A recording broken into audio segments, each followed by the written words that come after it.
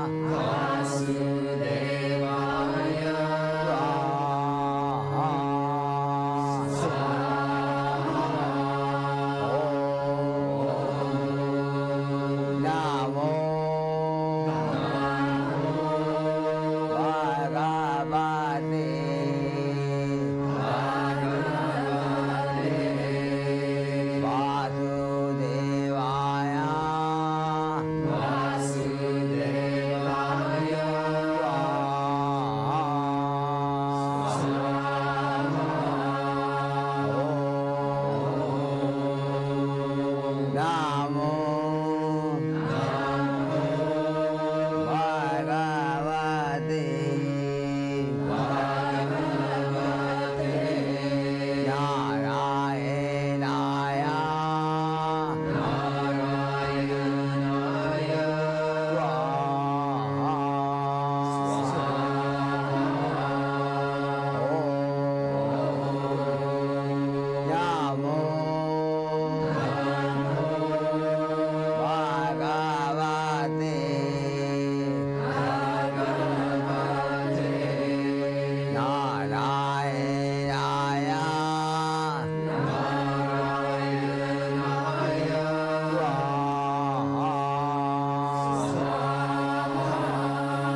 introduction by Shri Brahmananda Saraswati.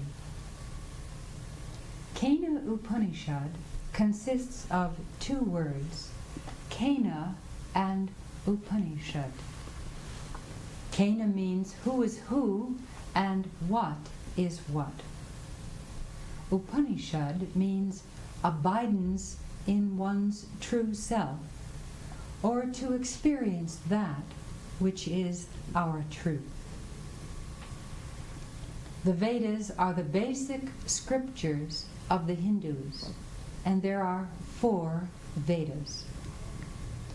The Kena Upanishad belongs to the Sama Veda, also known as the Talavakara, the name of the Brahmana of the Sama Veda to which the Upanishad belongs.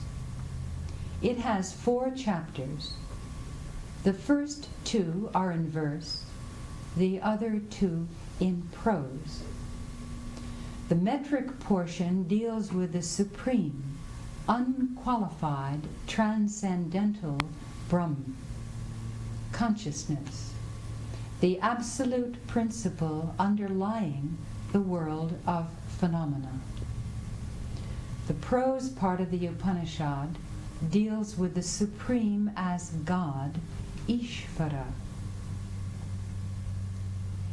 Knowledge of the Absolute, para vidya, which secures immediate liberation, freedom, sadhyo mukti, nirvana, is possible only for those who are able to transcend their thoughts. These thoughts are guiding and leading the body, mind, and senses to material manifestation. That is to say, toward the universe of Genesis. Thus, by transcending the universe of senses, one experiences that which is. Knowledge of apara vidya, Ishvara, God, leads one to the state of liberation and freedom eventually and gradually, krama mukti. The praying and worshipping soul gradually acquires the higher manifestation of intelligence, which transforms individual consciousness into supreme consciousness. In other words, the higher wisdom results in the consciousness of identity with the Supreme. So knowledge is of these 2 kinds. The one is derived from the sense organs and is collaborated by various sense perceptions. For that, we need senses and sense organs. This is the form of knowledge falling within the field of physical science. The other, however, is transcendental and is realized through meditation and the discipline of yoga alone. The Kena Upanishad presents and recommends 2 natural ways of meditation. The first is transcendental and direct, revealing that which is, which means eternal existence, consciousness, and bliss, Sat Chid Ananda. Meditation cannot be done. It is to be experienced. Sometimes it is easy to meditate directly. This is the path which begins with the inquiry, who am I? And ends with the answer, be still and know that I am that I am. But stillness of the mind is not an easy job. especially to those who are naturally restless. For such people, the Upanishad presents prayer, worship, and meditation on God.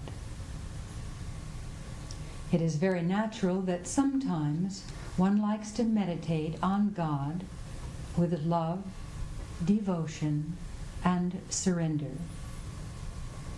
At other times, one likes to remain in the state of silence and experience the flawless flow of consciousness, which is one without a second.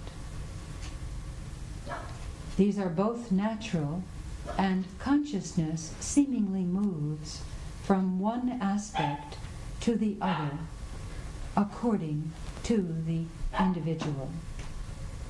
Om Shanti.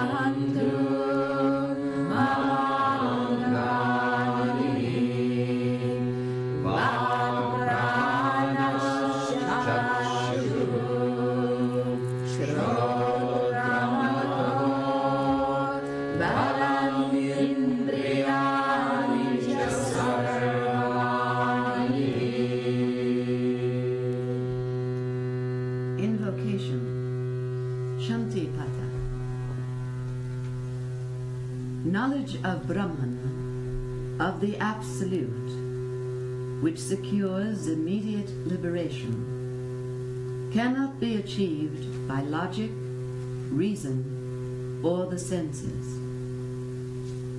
It is achieved by withdrawing thoughts from sense objects and transforming them into their real vibration, prana, shakti, energy, and by meditating on the self, or the ultimate foundation of the individual and the universe. This wisdom eventually leads to oneness with supreme consciousness, and thus attainment of peace, freedom, and eternal existence. First, we need, according to holistic approach, the integration of body, mind, and soul for a healthy, happy, and holy person.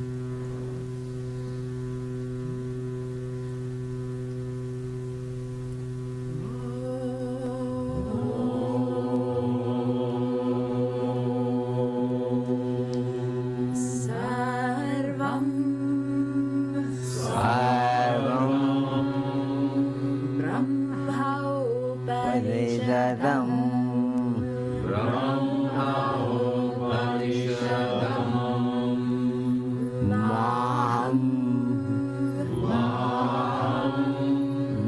Brahmaya Guryam Brahmanira Guryam Mama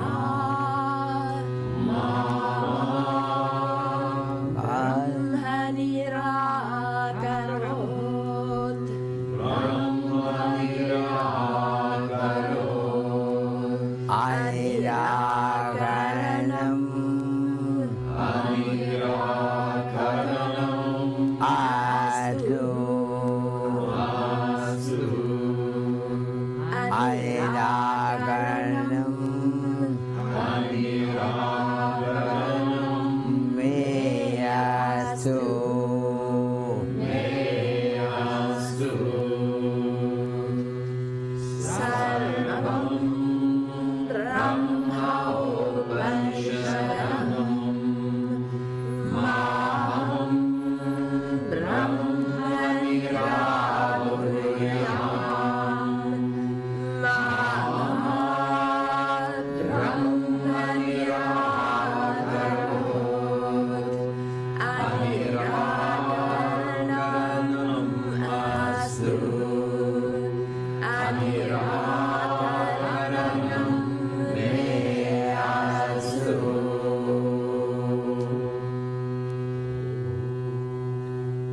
All is Brahman. May I never neglect Brahman, nor be neglected by Brahman. May I always be aware of the unity of the universe, Brahman.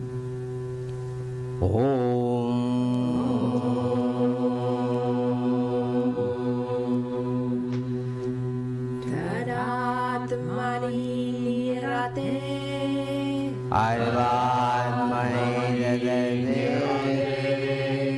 ya Upanishatsu dharmas Ya Upanishatsu dharmas Te mai sandu Te mai santu Te mai sandu Te mai santu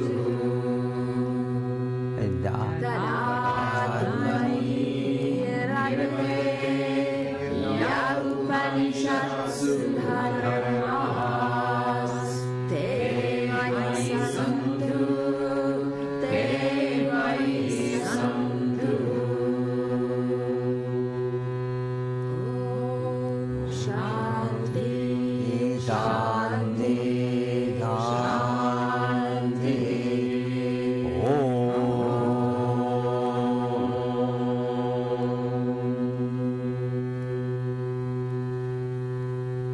May all the truths, virtues, and aspects in the world and in the holy books and in Brahman bloom through me, who am devoted to the truth.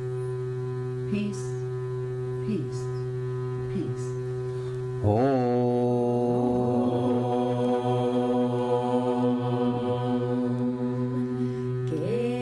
Keneshitam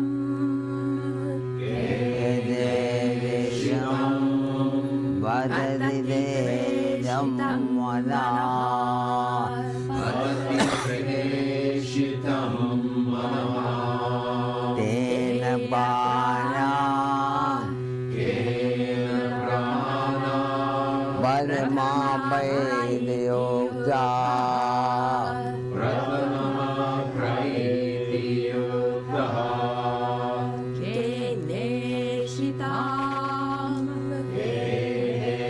Shitam Vajamimam vadanti Vachamimam Vadanti Chakshushrotram Chakshushrotram Uyoy Moyvadi Karudevo Yunakti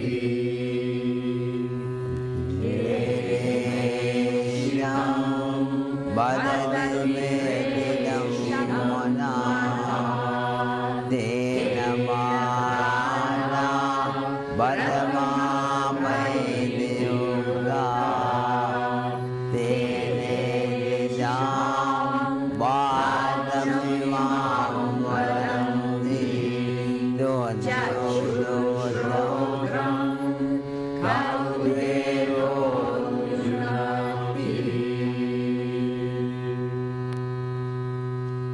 Chapter 1, Verse 1. By whom, willed and directed, does the mind shed light on its objects? By whom commanded does prana, the chief life force, move? At whose will do people utter this speech? And what God is it that prompts the eye and the ear?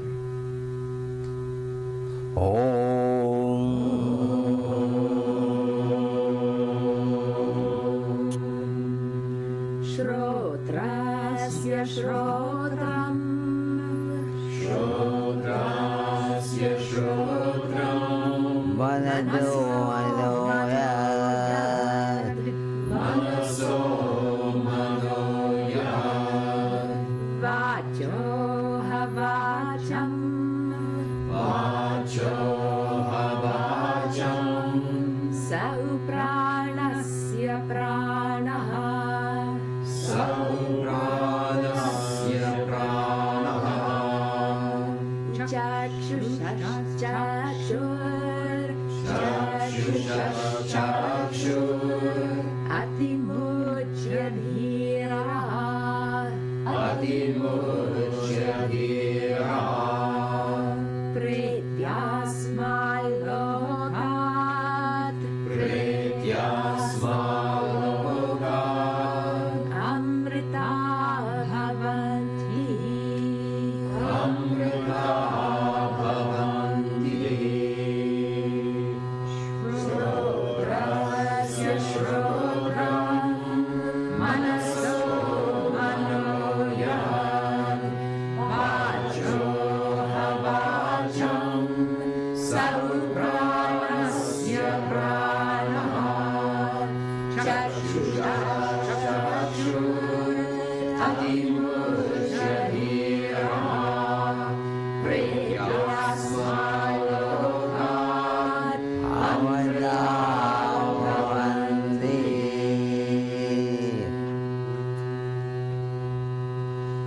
2. The self is what causes the mind, ear, speech, and eye to function. The wise ones, understanding this principle, renounce attachment to transitory material senses and forms, and become immortal and eternal.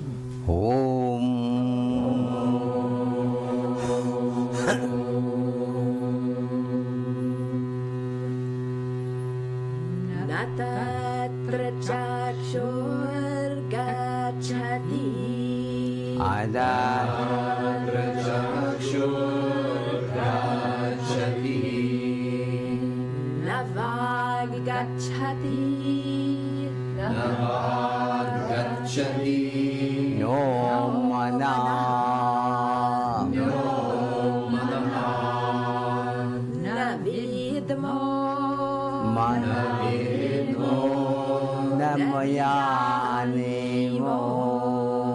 Navijanimo Yadhaitat Yataitat Anudaya Anushishyamat Natatra Chakshur Gachati Navag Gachati No Manaha Navidmo Damayani Yadhaitat Anushishyamat 3. There the eye goes not, speech goes not, nor the mind. We know not, we understand not. How one can teach this? In short, our perceptual mechanism can perceive only sensory objects, not the transcendental reality.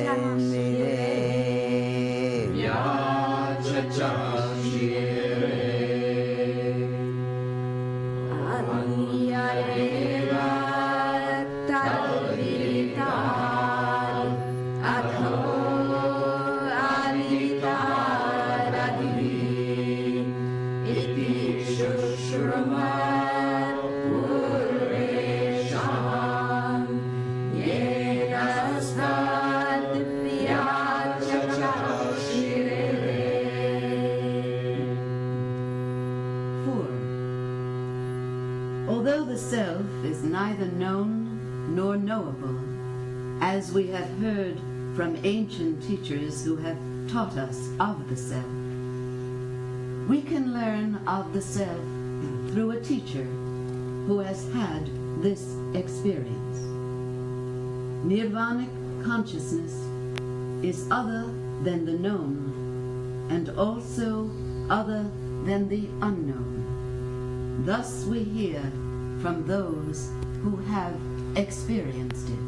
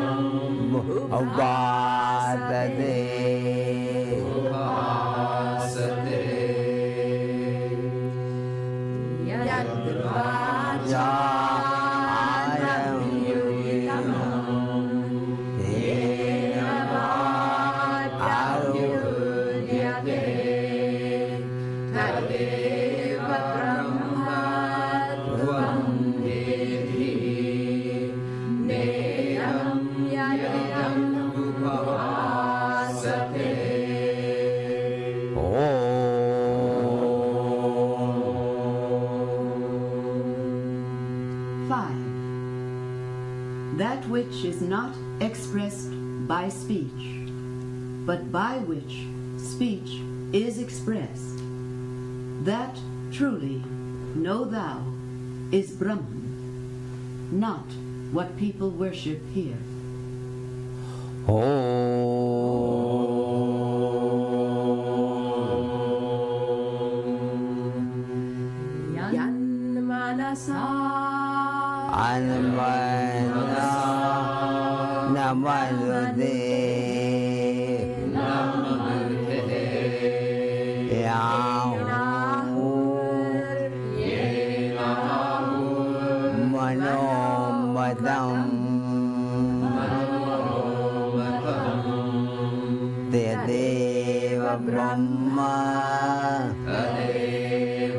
Brahma Tam Vedi Tvam Vidhi Vedam Vedam Vedam Yadidam Upasate Upasate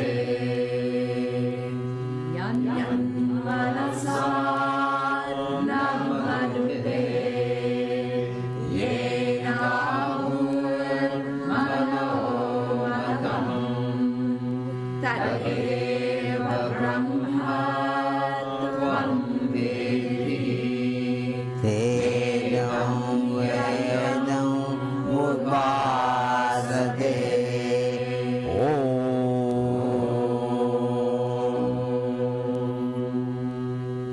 6. That which cannot be understood by the mind, but by which they say the mind is understood, that verily, know thou, is Brahman, and not what people worship here. In short, God is not any objective reality.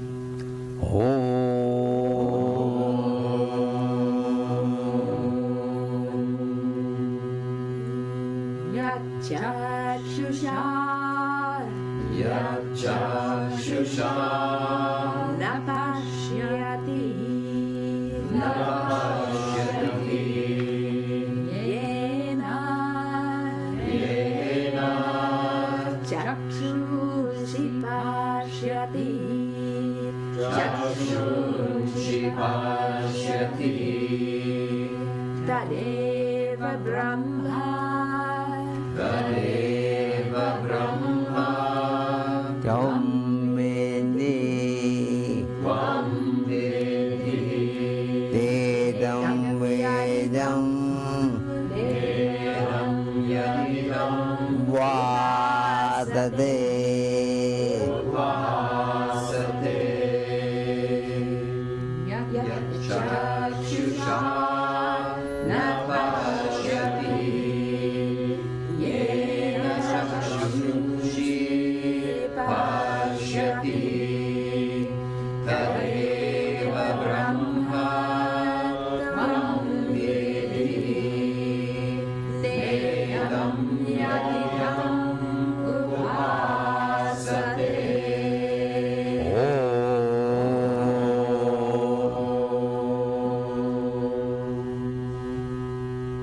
7. That which cannot be seen by the eyes, but by which the eyes see, that, know thou, is Brahman, not what people worship here.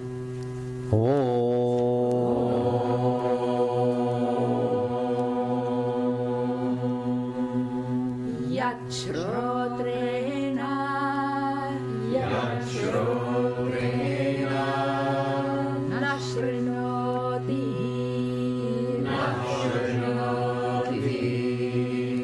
Yena Shrotram Yena Shrotram Idam Shrutam Idam Shrutam Tadeva Brahma Tadeva Brahma Tvam Vidhi Tvam Vidhi Vedam Yadidam Vedam Yadidam Upasate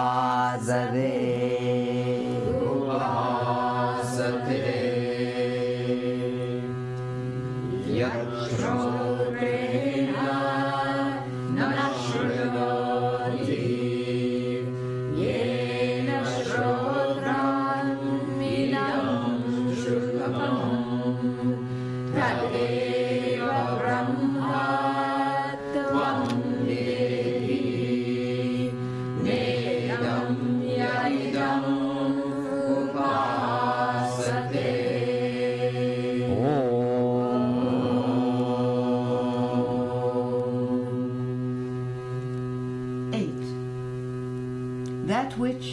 is not heard by the ears, but by which the ears hear.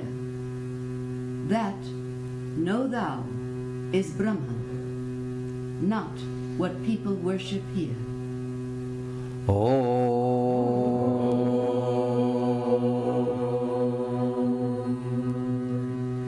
Yat pranena Pranena Yamanini Naraniti Yena Mana Yena Prana Vidiyate Praniyate Tadeva Brahma Adeva Brahma Tvam Viti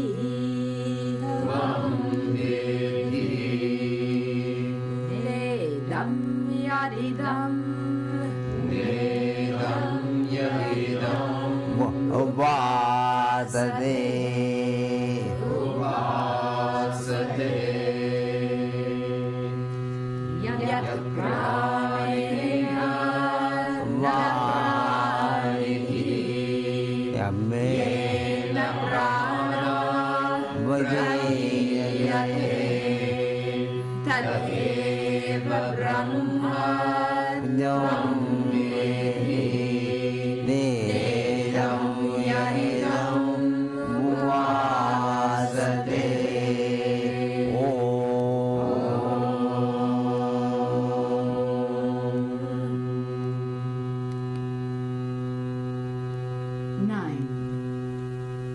That which is not breathed by the body, but by which the body breathes. That, know thou, is Brahman, not what people worship here.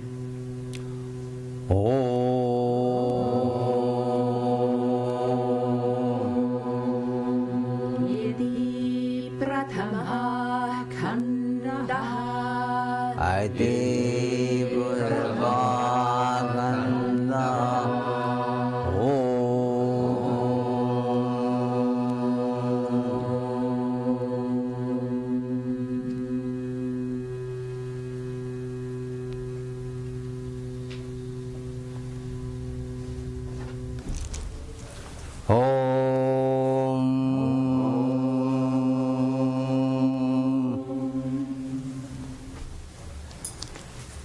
Who am I? Questioner. We are advised to worship reality, which is personified as God or as the perfect man. We're told not to attempt the worship of the Absolute because it is much too difficult for a brain-centered consciousness. What about that, Master? Truth is simple. Truth is open to all. Why do you complicate it? Truth is loving and lovable. It includes all, it accepts all, and purifies all. What is difficult is untruth, and that is the source of trouble. Untruth always wants, and it always expects, and always demands. And thus, being false, untruth is empty, always in search of confirmation and reassurance. It is afraid of and it avoids inquiry. And untruth identifies itself with any support, however weak and momentary. With regard to untruth, whatever it gets, it loses, and always asks for more. Therefore, put no faith in the conscious. Nothing you can see, feel, or think is so. Even sin and virtue, merit and demerit are not what they appear. Usually the bad and the good are a matter of convention and custom and are either shunned or welcomed according to how the words are used. Questioner, are there not good desires and bad desires, high ones and low ones? Master, all desires are bad, but some are worse than others. If you pursue any desire whatsoever, it's always going to give you trouble. High desire means, here desire means selfish. Perfect. Selfish desires. Here, desire Yes, means selfish selfish. desires. Questioner, what about the desire to be free of all desires? Maharaj, why desire anything at all? Desiring a state of freedom from desire will not set you free. Nothing can set you free because you are free. All you have to do is to see yourself, and that with desireless clarity. Questioner, but it takes time to know oneself. Master, how is time going to help you? Time is only a succession of moments. Each moment appears out of nothing, it disappears into nothing, and never will reappear. So how can you build on something so fleeting? Question, well, then what's permanent? Master, you have to look to yourself for that which is permanent. Dive deep within, and you will find what is real in you. Questioner, well, that's it. How do I look for myself? Master, whatever happens, it happens to you. What you do, the doer is in you. So find the subject of all that you are as a person. Questioner, I don't get it. What else can I be? Master, find out. Even if I tell you that you are the witness, a silent watcher, it's going to mean nothing to you unless you find the way to your own being. Question, well, that's what I'm asking. My question is, how do I find the way? How does one find the way to one's own being? Master, just give up all questions except that one, who am I? After all, the only fact that you're sure of is that you are. What is certain in you is the I am. The I am this or that is not. Struggle. Struggle to find out what you are in reality. Question. Well, for the last 60 years I have been doing nothing else. Master, what's wrong with struggling and striving? Why look for results? Your real nature itself is that striving. Divine desire, Divine desires are not not desires. because he have dominated. because they have godly nature.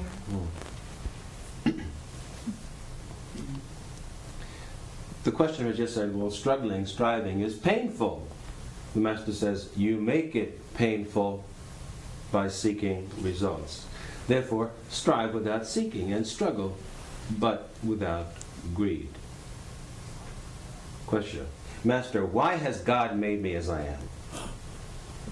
Master, what God are you talking about? What is God? Is he not the very light by which you ask the question? The I am in you, that itself is God. The seeking itself is God. So in seeking you discover that you are neither the body nor the mind. And the love of the self in you is the love of the self in all. The two are one.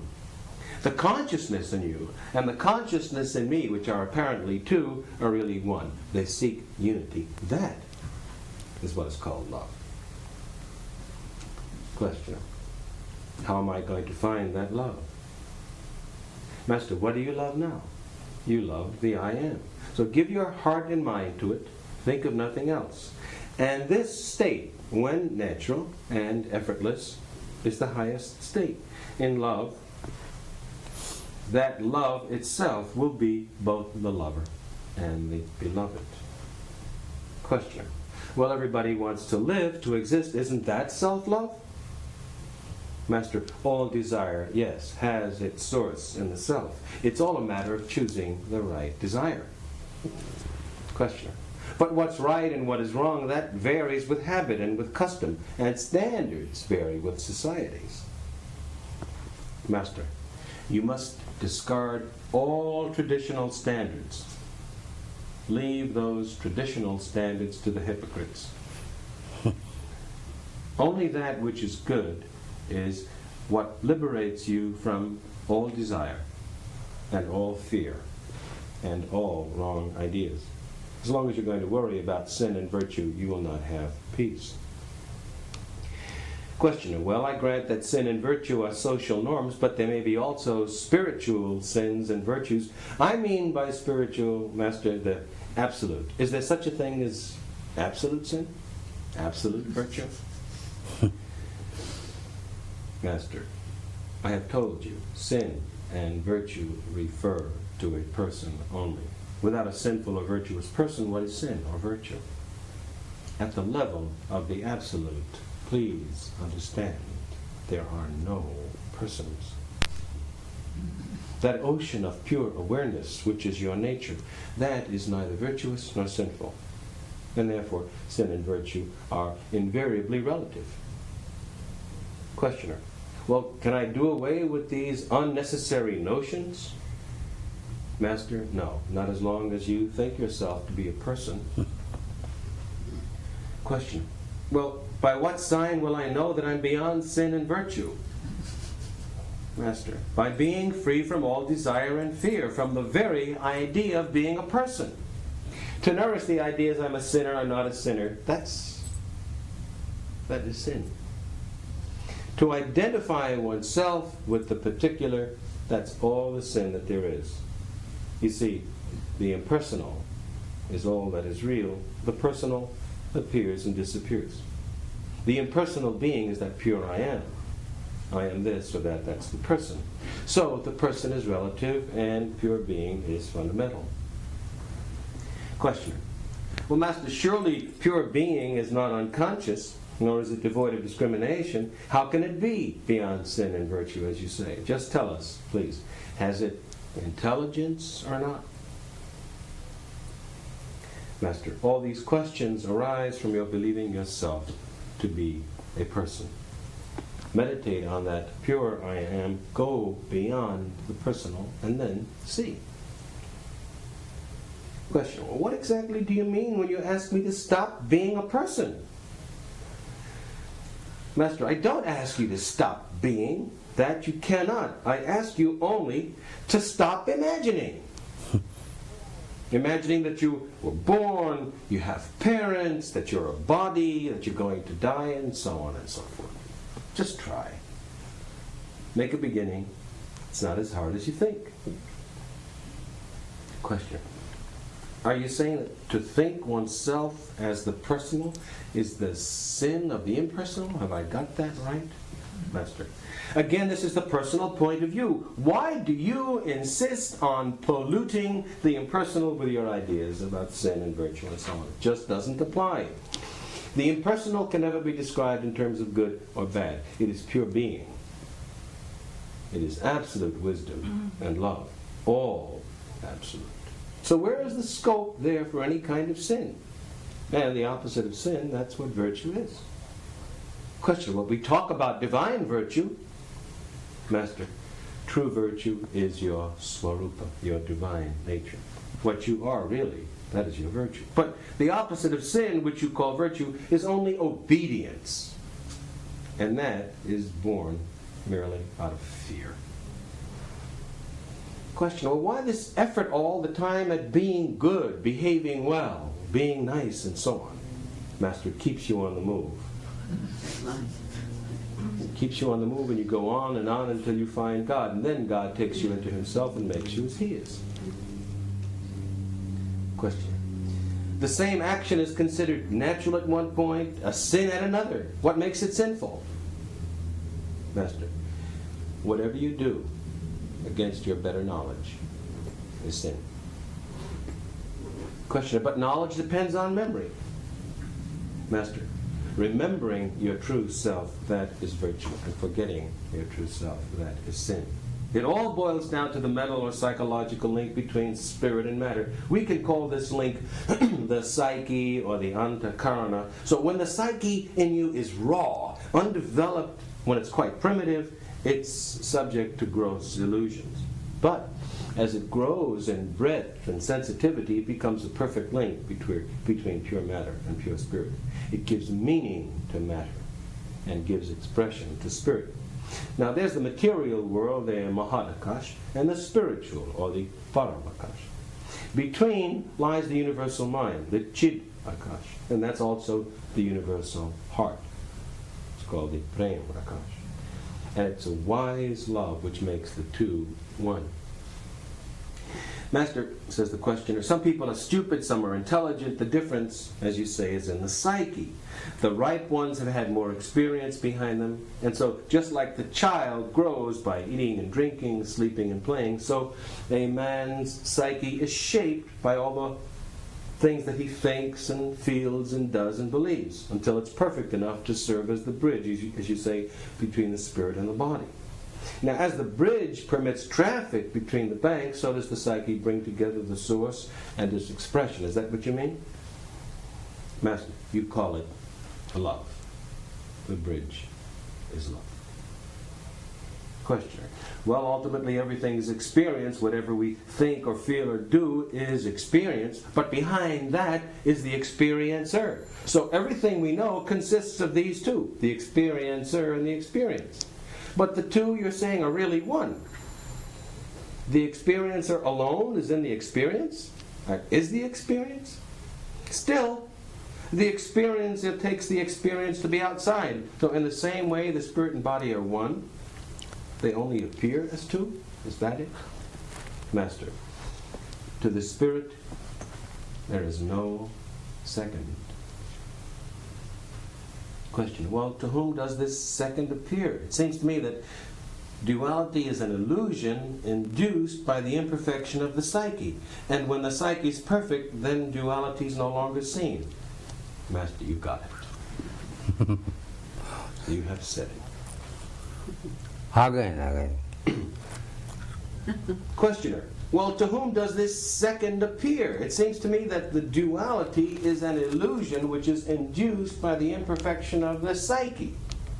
So when the psyche is perfect, duality is no longer seen. Master, you got it. You have said it. Questioner, wait. Still I have to repeat my very simple question. Who makes this distinction between sin and virtue? Master.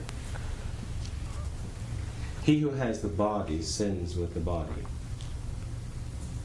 and he who has the mind sins with the mind.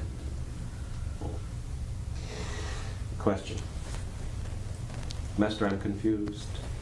Surely the mere possession of mind and body does not compel to sin. There's got to be a third factor at the root of it. I come back again and again to this question of sin and virtue because, for example, nowadays young people keep on saying, there's no such thing as sin. One shouldn't be squeamish. One should follow readily the moment's desire. And they will accept neither tradition nor authority. They can be influenced only by some solid and honest thought. And if they refrain from certain actions, it's through fear of the cops. They think the police will come, not by conviction. Undoubtedly, there's something in what they say because we can see how our values change from place to place and from time to time. For example, killing in war. It's a great virtue today. Tomorrow it may be considered a horrible crime, or the next century some terrible act. Master, please understand, a man who moves with the earth will necessarily experience days and nights, sunrise, sunset. He who stays with the sun will never know darkness. My world is not yours. As I see it, you are merely on a stage performing, and there is no reality whatsoever about your comings and your goings, and your problems are so unreal. Question. Well, we may be sleepwalkers, we may be subject to nightmares. Is there nothing you can do? Master, I am doing. I did enter your dreamlike state to tell you, stop hurting yourself, stop suffering, wake up, stop hurting others. Questioner. Master, one last question. Master, go ahead. Questioner. Well, then why don't we wake up? Master, don't worry, you will. I will not be either frustrated or thwarted. It may take some time. When you shall begin sincerely to question your dream, awakening will not be far away. Om Shanti.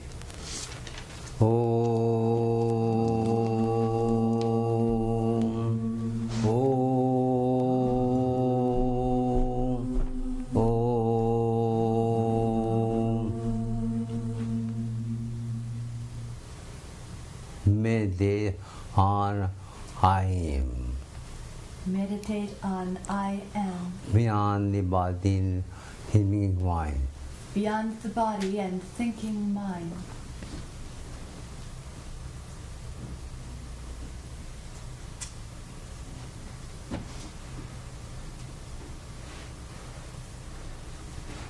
When you do not think, When you do not think, find out what happening to your mind.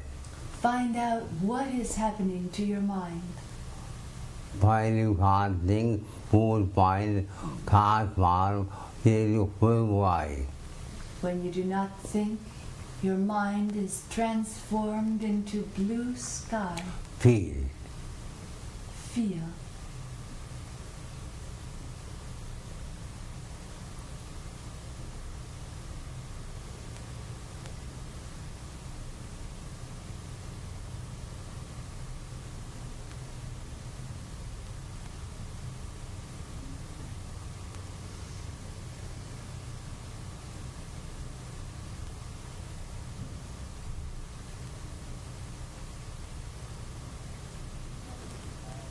When you have no thinking mind, When you have no thinking mind, then you cannot feel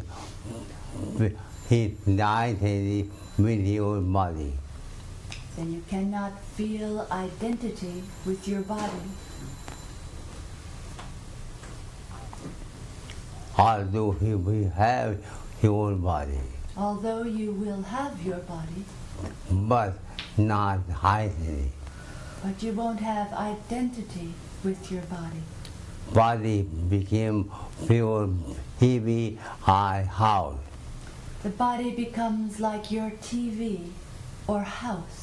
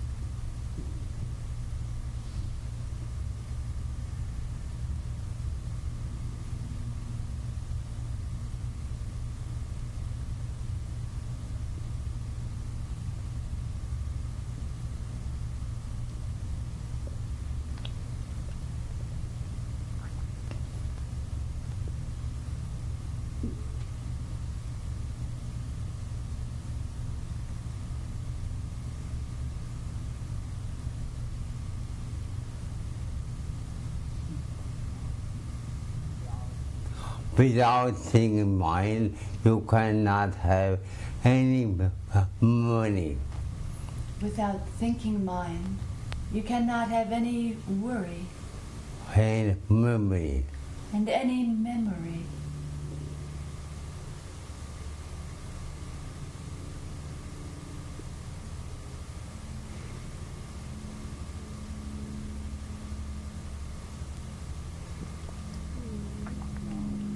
Without thinking mind, you are everywhere. Without the thinking mind, you are everywhere. When you think, you are in the body. When you think, you are in the body. Feel. Feel.